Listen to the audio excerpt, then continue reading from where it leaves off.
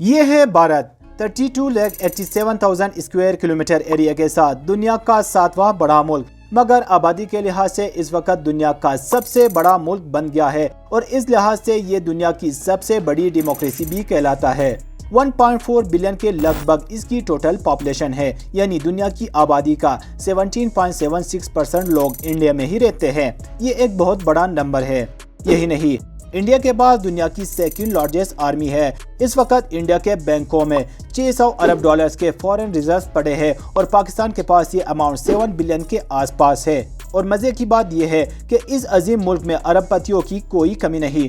Forbes کے مطابق اس وقت بھارت میں 100 سے زائد لوگ ایسے ہیں جن کی پرسنل ویلتھ 1 ارب ڈالر سے بھی زیادہ ہے۔ دنیا کے ٹاپ 100 امیر لوگوں میں 7 لوگ بھارتی ہیں اور ایک بھی پاکستانی نہیں ہے۔ ماہرین کے مطابق برصغیر میں انسانوں کی آمد کا سلسلہ 65,000 سال قبل شروع ہوئی جو افریقہ سے آئے تھے۔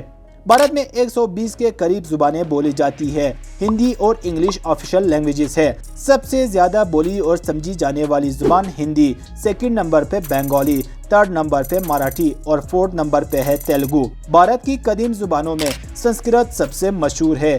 کہا جاتا ہے کہ سنسکرت دنیا کی سب سے پہلی بولی جانے والی زبان ہے، البتہ یہ زبان آج کل استعمال نہیں ہوتی۔ اب ہم بات کرتے ہیں اس کی جیوگرافی کا۔ زمین کے جس حصے پہ انڈیا موجود ہے اسے ساؤتھ ایشیا کہتے ہیں۔ اس کے ایسٹ میں بنگلہ دیش اور میانمار، نارتھ میں بھوٹان، چائنا اور نیپال، ویسٹ میں پاکستان، جبکہ اس کے ساؤتھ میں انڈین اوشن لوکیٹڈ ہے۔ بھارت کے ساؤتھ ایسٹ اور ساؤتھ ویسٹ بالترتیب بے آف بنگال اور عربین سی سے گھرا ہوا ہے۔ انڈیا کے نکوبار اور انڈمان جزیرے تائی لینڈ اور انڈونیشیا کے سمندری حدود سے جڑے ہوئے ہیں۔ سری لنکا اور مالدیپ سب سے قریب پڑتا ہے۔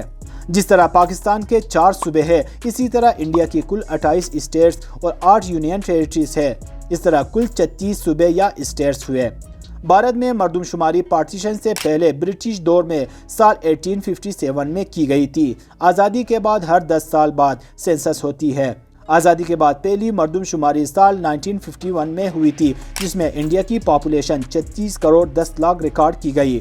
بھارت میں 6,41,000 کے لگ بھگ چھوٹے بڑے گاؤں ہیں، جہاں ملک کی 72% پاپولیشن آباد ہے اور باقی 28% لوگ شہروں میں رہتے ہیں۔ بھارت میں لوگ تیزی سے شہروں کی طرف شفٹ ہو رہے ہیں، جس کی وجہ سے یہاں کے بڑے شہروں کی آبادی بڑھتی ہی جا رہی ہے۔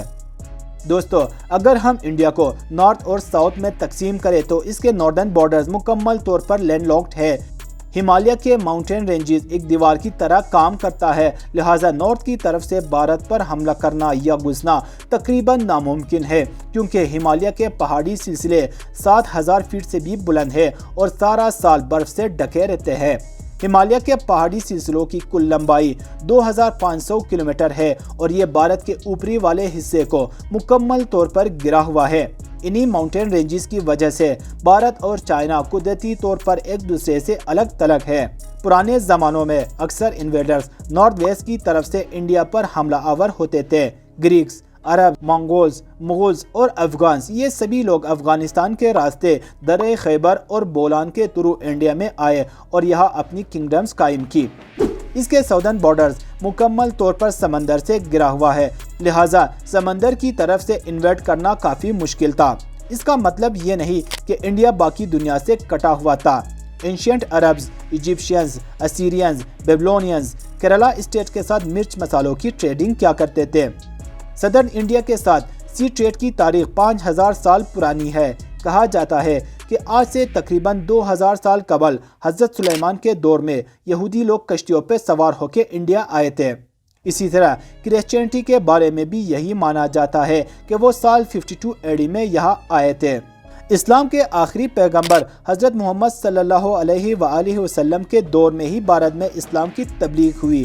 ساؤتھ انڈیا کے بحری راستوں سے آئے عرب ٹریڈرز کے ذریعے اسلام کی تبلیغ شروع ہوئی۔ بھارت میں اسلام کی پہلی مسجد سال 629 AD میں اس وقت بنا جب حضور زندہ تھے۔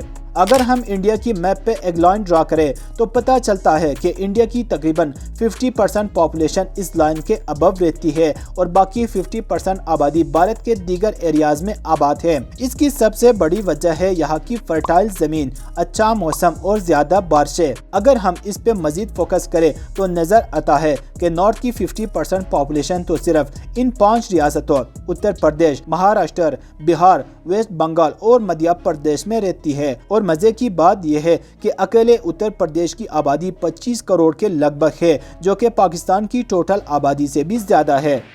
आप भी सोचते होंगे कि जिस तरह इंडिया की अक्सर पॉपुलेशन नॉर्थ में रहती है, लिहाजा इंडिया के सारे बड़े शहर भी नॉर्थ में ही होंगे, लेकिन ऐसा बिल्कुल नहीं। मुंबई के अलावा भारत के अक्सर बड़े शहर साउथ में लोकेटेड है, जैसा कि दिल्ली, बेंगलोर, चेन्नई, हैदराबाद, अहमदाबाद वगैरह।